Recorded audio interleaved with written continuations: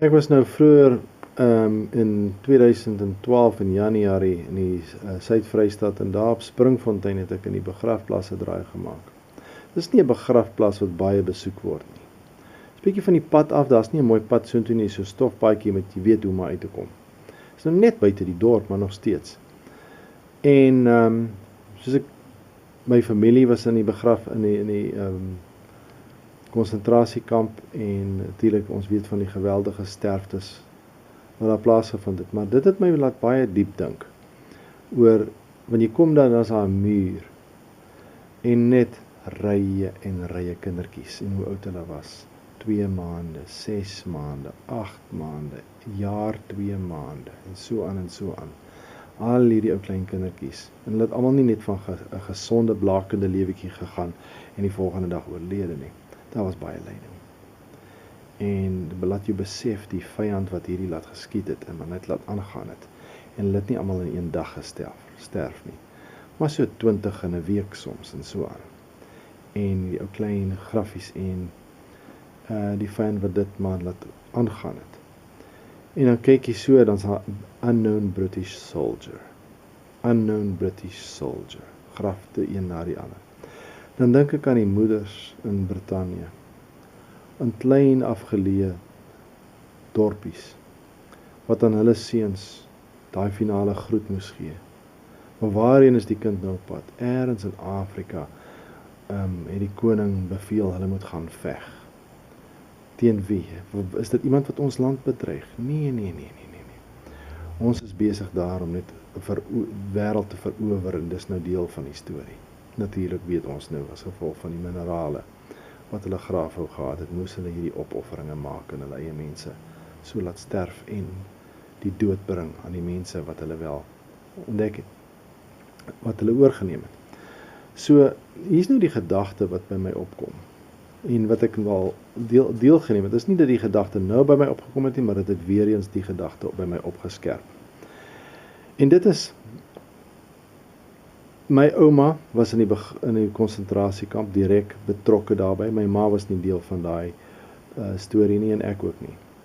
Maar tot vandag toe nog is daar by my daai diepe gevoel van hoe tragies dat Brittanje nog nooit daai geweldige flater, die hele konsep van konsentrasiekampe, die onmenslike gedrag wat hulle openbaar het, dat hulle dit kon beken nie. En aan die nageslagte van die mense wat hulle so erg geskaad het, om verskoning kan vra nie, apologie aanteken nie. Die honderde dorpies wat hulle afgebrand het, die duisende plase, al die duisende en duisende vee wat hulle net voor die voet doodgeskiet het, al die koringlande wat hulle afgebrand het, mense in konsentrasiekampe, dat hulle daar kan verreken. Maar dit het my ook laat besef en laat my dink aan een van verlangse oom wat in die Tweede Wêreldoorlog in Burma geveg het. En dis waar hy deur die Japaneese gevange geneem is. En hulle was oor die 300 wat gevange geneem is en hulle is gemarseer deur die woud. En jy kon op jou een hand tel die mense wat oorleef het. Hy was een van hulle. Ek dink dit was 3 of 4 wat dit oorleef het. En toe hy terugkom in Suid-Afrika, was dit so tussen 5 en 10 jaar wat die man baie siek was. En deur 'n baie geduldige, lieftallige vrou weer terug gebring is na gesondheid toe. En natuurlik die joernalis het hom graag in 'n hoek gedruk en gesê, vertel ons 'n bietjie van wat die Japaneese aan jou gedoen het. Laat ons hoor. Natuurlik, hier is nou die geleentheid om hulle nou met 'n sweep by te kom, vir wat hulle met die sweep van die tong by te kom, oor die sondes wat daar gepleeg is teen die mense wat gevange geneem is.